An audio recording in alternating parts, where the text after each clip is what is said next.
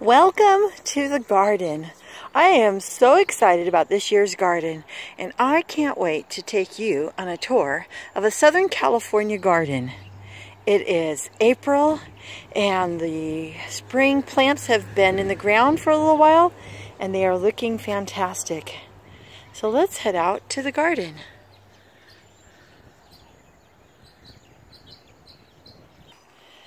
We all have challenges in the garden. In Southern California, where the weather is pretty much temperate year-round, there are invasive species such as trumpet vine, which is what we're looking at right here. This came from this back fence way back there. But because it likes the warm, moist soil, it has decided to creep into the flower beds.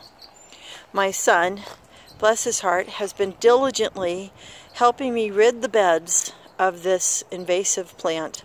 You can see here he has found one of the main roots, and I've asked him to trace it back to the fence so that it doesn't grow in the beds, and we'll see how he does with that. They start out as little innocent sprigs. You can hardly even see them, but it's what lies beneath the soil that's the real problem. So I'll show them to you a little bit more in some of the other beds. Right now, let's take a tour of garden box number 4. I use Semiotic plant schedule, and that is planting different kinds of plants together that have semiotic relationships with each other. So in this bed, you see I have beets and green beans. Now the beets I could have grown from seed. They're pretty easy, but I just got impulsive, saw them at the nursery and bought them. There's also celery. Celery grows incredibly wonderful in SoCal. That was a real surprise to me. I have my green drinks and salads, and I often like to put celery.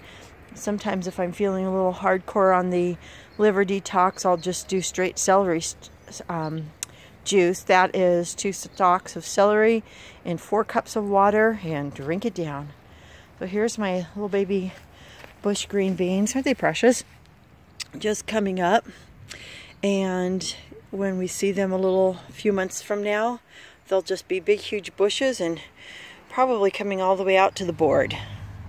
Well, that's all I have in garden box number 4, partly because my son is still working on the trumpet vine, and I have to get the sprinkler guy out here to straighten up my boxes and reestablish my watering system.